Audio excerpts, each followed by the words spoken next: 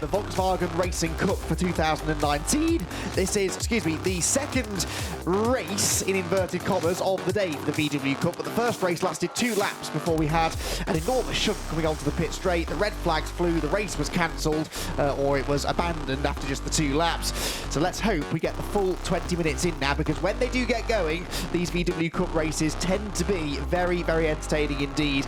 My name is Andy McEwen, Graham Goodwin alongside me once more for this one. We didn't really get to learn all that much, I guess, from the first race of the day, apart from the fact that making wheel-to-wheel contact coming onto the pit straight is not advisable. Beyond that, though, who are the drivers that you're expecting to see fighting at the front in this? Well, I think the reality is we did start to see that race emerging into some kind of pattern. The 2 goals at the front of the first race of those 2 laps, massively entertaining for the time we saw them. The 2 Audis, we're looking at the moment at one of them, pogoed up and down the order, and that was looking as if that might get to be quite interesting by the end of the race had it gone to full distance. Good wishes, of course, to both drivers involved in that incident. We believe generally okay. But it was a nasty looking incident at pit entry, the first race this afternoon.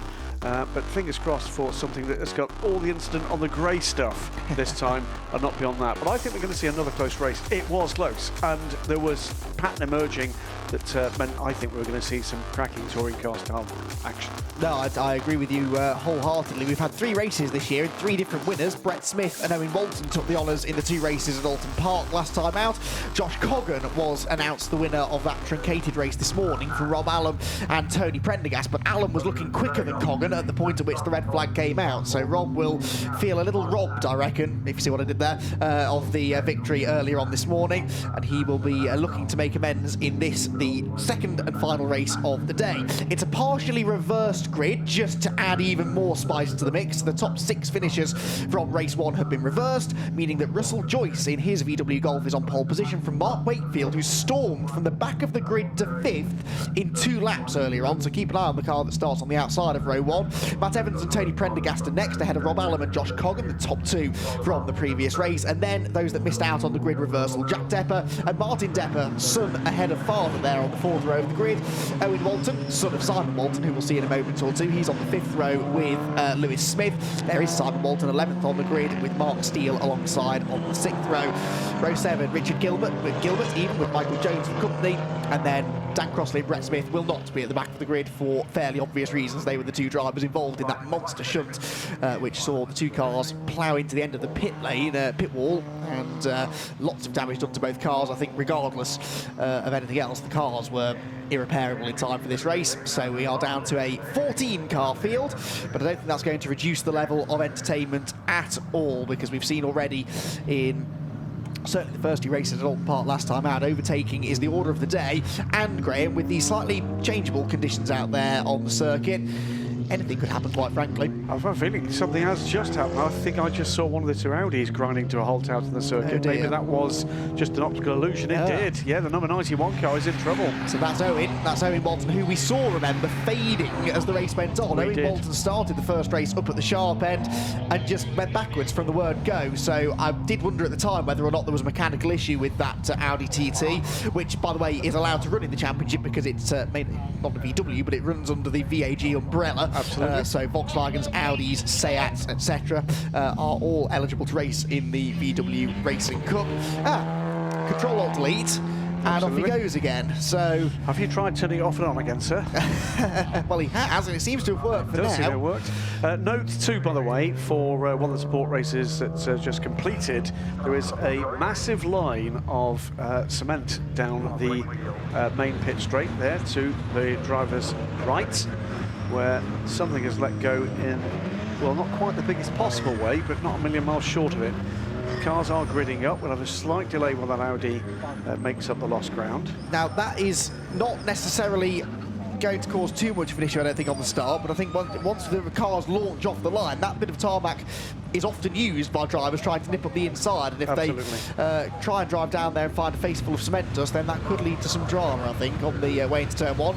Add into that it is sprinkling with rain, as you can see, the spots of water on the lens there, on the cherry picker above the pit straight, and I think we're set for 20 minutes of action, and that's not my understanding of the rules, Owen Walton. Everyone had overtaken him. I'm pretty sure that meant he had to start from the back of the grid. We'll discuss that later, though, because Owen Walton has taken up his position on the grid in 9th place, just ahead of his father, and for 20 minutes. Round number 4 of the championship is go. Russell Joyce with lots of wheel spin from pole position, and Mark Wakefield will snatch the advantage down towards Rich's corner for the first time. Bit of bumping and boring in the midfield there. Jack Depper is rattling off the side of the blue and black car of Rob Allen. Wheel to wheel, though, into the first turn. Now, how much grip is there? How much temperature are in these slick racing tyres? Remember the... Oh, well, that's the answer. Jack Depper is off and into the barriers. That's a shame. He was sort of bouncing around like a pinball into the first corner, and through the first corner, he has found the barriers. Side by side, Russell Joyce is sideways. Josh Coggan, the white car, trying to get involved. Around the outside goes Mark Wakefield. 3 abreast for the race lead. Down towards Palmer's for the first time. Now we've got to turn left now. This should have suited Mark Wakefield, but Josh Coggan, round the outside of everybody, has got into the race lead. So Josh Coggan started 6th, the race 1 winner, remember, and he's already out in front. Graham, that was a magnificent start. Absolutely fantastic stuff. Saw one of the cars from row 3 looking to get through the middle, running threading the other lead needle through the second row cars. Didn't make it, had to back out of that, but that did give Josh the opportunity to take his favoured line. Magnificent progress in just a couple of corners. He's actually finding grip where most of them aren't, and around goes another of the cars, and it's collected. Rob Allen collects, I think Matthew Evans, that is, isn't it? Car number 7 that's gone around. Lots of suspension. Now Josh Coggan's off. The race leader is off now. Doggies as well. So we promised you drama, and it's delivering already. Josh Coggan has made a mistake, possibly on cold tyres. Remember, these are short wheelbase front wheel drive cars, so the front tyres heat up an awful lot more quickly than the rear tyres, and that can make for lots of oversteering moments in the early stages. Those 2 cars, Rob Allen and Matthew Evans, are out of the race. Josh Coggan has rejoined, down in 6th position. It's all change again. Wow. It doesn't lack for action, does it? I should stop saying silly things like finding grip where others couldn't, shouldn't I, really? It's another commentator's curse. There's plenty of that today. 30 car to the 4, though, of this group. That's which Depper? Martin Depper, that is. Father Depper, former British touring car podium finisher. Russell Joyce slamming the door there in the face of Simon Walton. I think it's number 9 Audi. Yes, it is. Owen Walton is a little bit further back, possibly still with issues, as Josh Coggan comes carving round the outside of everyone again, and into about 3rd place, I make that now. Over the cement dust goes the race leader then. He's 4th, makes it through the 4th. He's got 2 cars in that final section. It is a safety car for the recovery of, well, various damaged VWs, I'm afraid, in what was a dramatic first lap. Now this is what happened to Matthew Evans, just lost it all on his own. Again, that looked like it had all the hallmarks of a cold right rear tyre, and as he rotated sort of broadside across the racing line, Rob Allen headbutts him and had nowhere to go. Safety car lights are off, and Lewis Smith now has it all to do again. He's got Martin Depper, though, very experienced front-wheel drive racer behind him. So Martin will be well familiar with driving a front-wheel drive car that has maybe slightly colder rear tyres than is ideal, so he's going to be straight on it, I'm sure. It's a good restart, though, from Lewis Smith. He's gone early, and he's pulled out a good 2 or 3 car lengths already as they hit the brakes through Murray's. No overtaking, though, of course, until you cross the start-finish line. The leader can accelerate within reason whenever he wants, but the overtaking must wait until after you've crossed the start-finish line, just there. So on they go towards Rich's corner. Smith leads the way. Depper of the Martin variety is 2nd. Mark Wakefield 3rd. Josh Coggan always pushing him through the first corner. And then this the fight for 5th between Russell Joyce and Simon Walton. And the Audi looks like it's a little bit grippier, a little bit quicker at this stage of the race, and should be able to make a move stick fairly shortly. Yeah, Scirocco leads Scirocco, pair of Golfs. Then the Audi makes it up into 5th position. They come through the hairpin. Just halfway in this race already because of the effective delay we've had under the safety car. Drift through the turn there. They are searching for a bit of grip here. Yes, it's always difficult when the drivers would rather it was just full dry or full wet, but these changeable conditions, they're quite good fun, so I'm told, to race in, but it's a journey into the unknown. Every time you arrive at a corner, you don't know what grip levels you're going to have. Other than it's going to be less than last time if it's still raining. Oh, well, indeed, yes. And then the way the rain has been today, though, it seems to come and go in intensity, doesn't it? So it's wet, and then it's dry for a few laps. You get the confidence back up, and then, oh, it's wet again now. And that's why we've seen quite a lot of topsy-turvy racing all day. Josh Coggan trying to find a way past Mark Wakefield. Now, these really were my two pre-race favourites to fight for the victory. They are fighting, but it's for third place at the moment, and they're not yet able to go after the leading two. Coggan with a superior exit from Williams, gets himself alongside Wakefield for third. It's the outside line for Brundle, but that will become the inside line for the right-hander at Nelson, and he might not even need it. No, he will. He's still going to be wheel-to-wheel through the corner. Got it. Nicely done. It was indeed very nicely done. The Audi now with that pair as well. So good progress up the field. Yeah, Simon Walton, is closing in quite rapidly on this lap as a result of the battling going on in front of him, and he'll want to go after Josh Coggan here if he can. Through Coram, down to Murray's for the final time. Cars twitching around in that what is a tricky enough part of the circuit, even in full dry conditions. In these slightly intermediate conditions, it becomes a real challenge.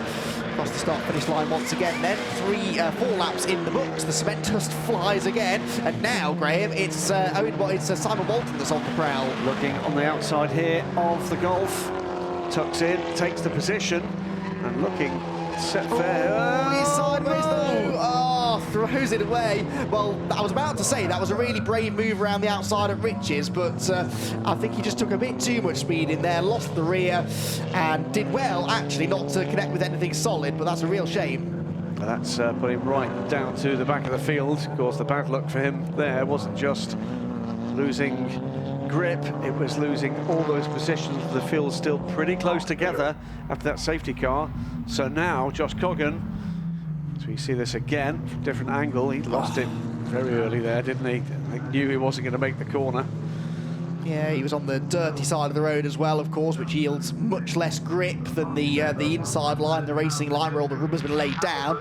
On the outside line, that's where the discarded rubber gets thrown, and driving on those marbles doesn't yield much grip. Change for the lead here in the offing, maybe. Martin Depper up the inside here of Lewis Smith through Williams' corner, and Lewis is a bit sideways again, and this is definitely Depper's opportunity. Wheel to wheel then, the two predominantly grey Scirocco's race their way down the Penley straight. Now let's keep it clean, boys. There's no need for contact at this part of the circuit, but they are inches apart now as Lewis Smith tries to keep the door closed, but Martin Depper has got his foot in the door, can't go around the outside though. Can Lewis stop the car? Look at that, on the lock stops, just about gets it into the corner. That was some impressive braking capabilities there from Lewis Smith, because you're braking and turning, and it's bumpy at that part of the circuit as well. All round a remarkable job to keep Depper at bay. Yeah, full respect to both these men, and what is that doing to the gap to third? As the lead car waves the rear wheel in the air under load. Oh, it's gone wide. Stops the car though, and that's the thing, you see, if you can have a twitch going into the corner, but as long as you don't run too wide of the apex, you're not going to open the door for the car behind. Martin Depper's switched his headlights on now, which is universal racing driver code for please pull quicker over than you. Yeah. Get out of my way. I somehow don't think Lewis Smith is going to listen to that though. Yeah, the answer, by the way, to Josh Coggan is he is catching, but only by 0.2 of a second. The fastest lap of the race for Josh last time around. So it's 2.5 seconds is the gap between the three. 0.4 of a second less. In fact, nothing. In fact, the other way for the two Scirocco's as they come out again, though. Manages to tough it out. Oh, has dived up the inside. No, Depper still can't get through, but you can see that Lewis Smith is on the ropes here, isn't he, really? Absolutely. He's sliding around everywhere, he's missing apexes, he's locking up. It's only a matter of time. Taking risks, too, which could be the bigger issue here. But solid, stoic defence. And in fairness to Martin Depper, he's been patient so far, hasn't he? But the closer that Josh Coggan gets to them, the less patience Martin will have, the less patience he can afford to have, because when the pressure comes from behind, that will really spur him on. Again, Lewis Smith is late enough on the brakes. And it's Depper that's sideways this time. I thought for a moment that we would have a repeat of last lap where he ducked up the inside into Williams, but he was a bit over-eager with his curb usage there. These cars are lively at the rear end. They're set up very stiffly at the rear to try and counter any understeer, which is always an issue here at Snetterton with these long, constant radius corners, but that can make the cars quite oversteery under braking and quite lively over the curbs. Has he done it this time? No, still no way through there for him. Just trying to keep an eye as well on what's happening in the gap behind. I think it is still coming down, but it's tense and nothing more than that. Josh Coggan is not at the moment making a serious impact on this lead. Well, actually, this time. Oh, yeah, through Coram, and this time I reckon he might have done it because there's no grip on the outside line for Lewis Smith to hang on, surely, or is there? He's doing his best, and if he stays there, he'll have the inside line for the final corner. He does have the inside line for the final corner. Out on the grass goes Martin Depper, finds traction from somewhere, though, and manages to go through. But also, with that solid attack and defence, here comes Josh Coggan. It was 3 seconds across the line, first to third. Last time around, it's 1.8 this time. And can Martin Depper pull away? Ooh, this time it's, well, you did it to me last time, sunshine. I can do it right back. Well, Lewis Smith will feel that he has to snap right back here, won't he? Because Depper, in theory, ought to be the quicker of the two based on qualified pace and previous form. So he won't want to let Depper escape, but there was I got a sense from the way that Martin was approaching that battle, he wasn't rushing into it. He wasn't just taking the first opportunity that presented itself. He bided his time, and that told me that Martin knew once he got through, he should have the pace to pull away. I think you're absolutely right. Here comes Josh Coggan, though. He was 1.5 seconds back from Luke Smith as they crossed the line last time. He's taken 6/10 out of the second place man in the first sector here. We've got just 3.5 minutes left of the race. Josh Coggan looks to be potentially on the move here. Yeah, 208.9, let's call that. 209, sorry, 0.899 it was. So 209.9 was his fastest lap that he set last time around. Compare that to Simon Walton's fastest lap from race 1, though. That was a 207.9, so they're 2 seconds off the pace from this morning. Going to show that the track is not quite in the same sort of state that it was in the opening race. Lead gap, though, going out now as well. In the first sector, Martin Depper half a second quicker than Lewis Smith, who in turn was about 6/10 or so slower than Josh Coggan behind. So first to second is going up, but second to third is coming down, and Coggan is still running slightly quicker than the race leaders. So he, not in the middle sector, but in the first sector on this lap he was. Dips a wheel into the grass there as he comes out of the complex. Through the bomb hole he goes, and yeah, Josh Coggan definitely closing in. I don't know whether he can do anything about Martin Depper, but second place with a win from this morning's first race would be a really nice points haul this for Josh, wouldn't it? It would indeed. Fourth place, by the way, and making good progress. So in Walton, just moved, in fact, taken 2 places on that last lap, came up from 6th to 4th on that last lap. So in Walton, the 91 Audi, a face full of cement dust, he says here. 208.9, plays 209.4, plays 208.7. It's 0.8 of a second first to second, 0.8 of a second, second to third. And another new fastest lap for Coggan. In fact, Martin Depper set the fastest lap and was then beaten by 2/10 by Coggan in third. And in fact, they come through the hairpin. The gap between first and second Constantine will be back together again as well. I've noticed it's the middle sector that Coggan is struggling in. So on the previous lap, he was actually 3/10 slower than the leader in the middle sector, and yet over the lap was 2/10 quicker, which means he's gaining about half a second somewhere else around the lap. So you have to imagine that maybe the Scirocco's are a bit quicker in a straight line. The middle sector does include that Bentley straight, remember, and maybe the Golf is a bit better through the tight corners, certainly through this tight corner. He's closing in on 2 cars in front visibly, isn't he? He is, and much closer this time to the number 24 car of Luke Smith. We are on the penultimate lap here. Yes, we are, and so opportunities running out, but Coggan, if he can get past Lewis Smith quickly here, might still have a chance of going after Martin Depper, because Martin, to my surprise, is not really racing away from them all that rapidly. Coggan is now in striking range. Now we might get a look at what the straight line comparison is between these 2 cars. Lewis is a bit scrappy off the corner. That'll help the chasing car in the shape of Josh Coggan. He's got the slipstream as well, and that might help negate some of this straight line speed disadvantage that he seems to be suffering from. Down into the braking zone he goes. He was 3/10 quicker than the car in front in the first sector. He goes off. Josh Coggan's for the second time throws it off the road. Now, he's not going to lose a huge amount of time from that, but he'll have dirt all over the tyres, and that... But where is Owen Walton? That's the point here. How close is Walton to this? He was about 5 seconds back at the start of the lap, so yeah, he's about 3 seconds back now probably, but Josh Coggan's going to watch this race back later on this afternoon or this evening, isn't he, and think, I should have won this. Coulda, shoulda, woulda. Yeah, so he had the lead, remember, off the initial start of the race, threw it off at Oggies on cold tyres. No excuses there, though. That wasn't cold tyres. That was just exuberance under braking. The checkered flag, I thought, was being ready there for a moment. It was one more. I think Martin Depper was hoping to see the day. Maybe he thought, if I do a celebratory swerve to the pit wall, they'll just show me the checkered flag a lap early. Knowing Martin, that is exactly the kind of thing he'd be thinking. Josh Coggan's not given this up. Lost a couple of seconds with that off-track excursion, but he's rapidly catching Luke Smith again. Yes, he is. Yeah, the final sector, obviously, he lost quite a bit of time, but not as much as you might imagine, actually. So Lewis Smith in second position then is going to have to do some more defending, I think, but he will be pleased to have seen that mistake come out of Josh Coggan just now, because that tells him that Josh is not, you know, driving flawlessly himself. So as long as Lewis doesn't make any mistakes, second place could well be his. So through the first sector, half a second taken out of what was just under a second at the line. It's rather less than that under braking. And now looking for a way by for what's, well, on pace at least, will be no better than second now. Josh Coggan runs wide again. Yes, and of course that is flirting with a disaster in more than one way. Running on the grass is obviously not the grippiest way to go, but also you're exceeding track limits, and if you keep doing that, you'll get time penalties added on, and this being a motorsport vision circuit, they're fairly hot on these track limits penalties. He's off again. Well, that's definitely exceeding track limits. He's not really, he's keeping his foot in it though, in fairness, but I'm not convinced he gained anything out of that. I heard the screech of tyres. The rear end of that Golf looks a bit too lively for Josh's liking, doesn't it? Yeah, it does. So, leader then through the Brundle and Nelson complex, and Martin Depper, having set the fastest lap last time out, by the way, 208.1, is now only a couple of tenths away from the fastest lap from this morning's race.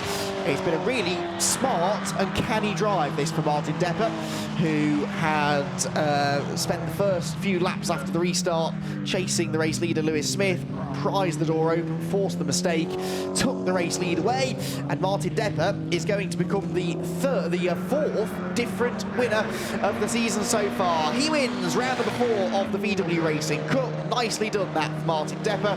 Lewis Smith in second place. Josh Coggan will come home in third. So Josh has had a first and a third today then, which, as I said, is a decent points haul for the VW Golf driver. Across the line there comes Tony Prendergast. He's 7th, having finished having finished 3rd in the opener earlier on today.